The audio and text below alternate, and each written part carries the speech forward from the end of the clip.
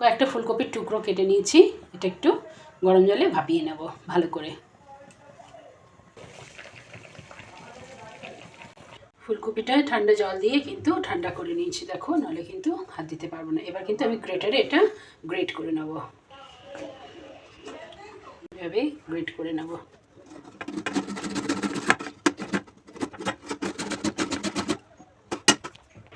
তো দেখো সবটা গ্রেট করে নিয়েছি।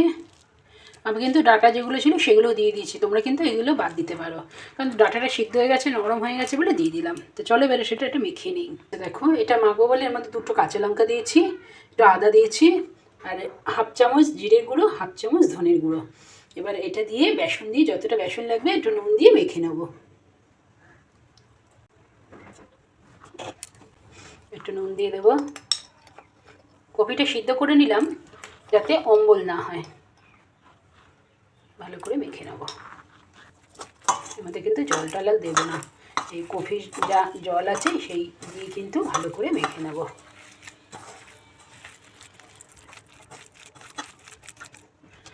দেখো এখানে একটু গরম মশলা দিয়ে নেব, গরম মশলা, তাহলে গন্ধটা ভালো হবে। ভালো করে মেখে এখানে সুন্দর করে মেখে নিয়েছি। আচ্ছা, এখানে 150 বেসন নিয়েছিলাম, এই যে অল্প একটু পড়ে আছে, এটা কিন্তু একটু গুলে দিয়ে দেবো। আর এখানে একটু কসুরি মেথি আছে, আর এখানে একটু পাতলা, যেহেতু চিনিটা দেবো না, তো একটুখানি গুড় নিয়েছি, কটা কড়াইশুঁটি আছে, আর এখানে আমার তো ডলা হিং, তাই হিংটা জলে ভিজিয়ে রেখেছি। আর এই যে মশলাটা, মানে কারির যে মশলাটা করব, 2টো টমেটো দেখো কেটে নিয়েছি, আর 4-5টা কাজু কিশমিশ, আর একটুখানি আদা, 3টে কাঁচা লঙ্কা। বেশি ঝাল ঝাল করবো না, কারণ বেশি ঝাল ঝাল আমরা মানে খাই না। ঝালটা তোমরা নিয়ে মানে স্বাদ অনুযায়ী দেবে, কে কেমন ঝাল বেশি খাও না খাও। আমি কিন্তু এইভাবেই রান্না করছি। তোমরা ভালো লাগলে অবশ্যই পুরো ভিডিওটা দেখবে এবং অবশ্যই তোমরা রান্না করে খেয়ে আমাকে কিন্তু কমেন্টস করে জানাবে। চলো তাহলে কড়াইটা বসিয়ে দিয়েছি, এবার তেল দিয়ে দেবো। তেল দিয়ে কোপ্তাগুলো ভেজে নেব। বাঁধাকপির কোপ্তা বেশ অনেকবারই করে খেয়েছি, আজকে কিন্তু এই ফুলকপির কোপ্তাটা করছি। এটা গরম হোক। এটা গরম হয়ে গেছে, আমি হাতের আকারে, তোমরা যেমন খুশি চেপ দিতে পারো, গোলও দিতে পারো, চ্যাপটাও করেও দিতে পারো।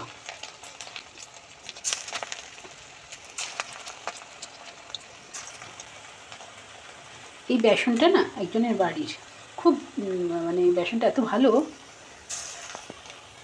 খুব সুন্দর, কালকে খেয়েছিলাম। এইভাবে সব বড়াগুলো, কোপ্তাগুলো ভেজে নেব। মশলাটাও করে নিয়ে এলাম, এদিকে বড়াগুলো হয়ে গেছে। চলো এবার উল্টে দেবো হালকা করে।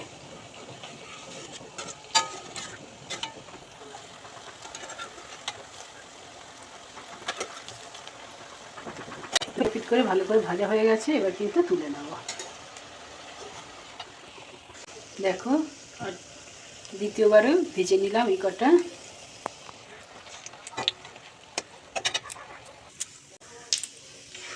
জিরে ফোড়ন দিয়ে দিয়েছি। এবার কিন্তু এই মশলাটা,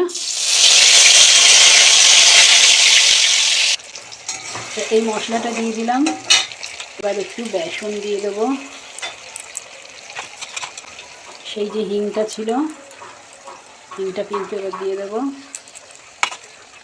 জিরের গুঁড়ো, ধনের গুঁড়ো, হলুদ কিন্তু ভালো করে ভেজে নেব।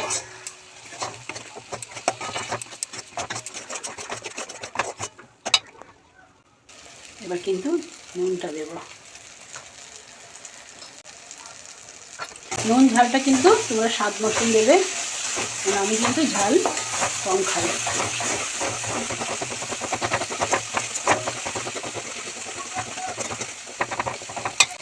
কড়াইশুঁটিটা দিয়ে দেবো, আর একটু জল দিয়ে দেবো।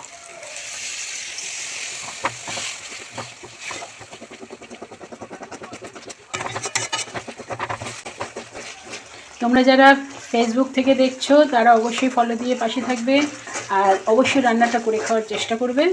আর যারা ইউটিউব থেকে দেখবে তারা অবশ্যই পেজটাকে সাবস্ক্রাইব করে পাশে থাকবে। আমি কিন্তু পিওর নিরামিষ খাবার খাই, রান্না করি এবং তোমাদের সঙ্গে কিন্তু শেয়ার করি। আর একটু জল দিয়ে দেবো।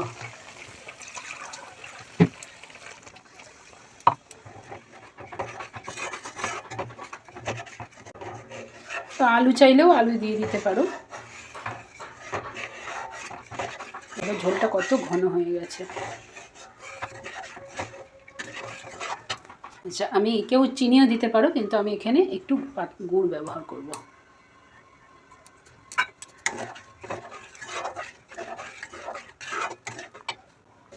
দেখো ঝোলটা ফুটে উঠেছে, তাই কিন্তু আমি এগুলো কিন্তু আস্তে করে ঢেলে দেবো।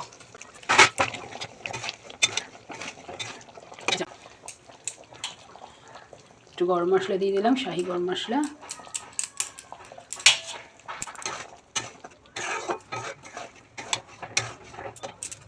কসুরি মেথি ছড়িয়ে দিলাম।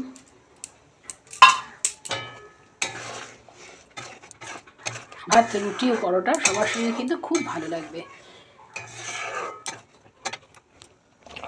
আর 1 চামচ অবশ্যই ঘি দেব। তাহলে বন্ধুরা, আমার এই রেসিপিটা কেমন লাগলো অবশ্যই কমেন্টস করে থাকবে, আর এই দিদিটার পাশে থাকবে।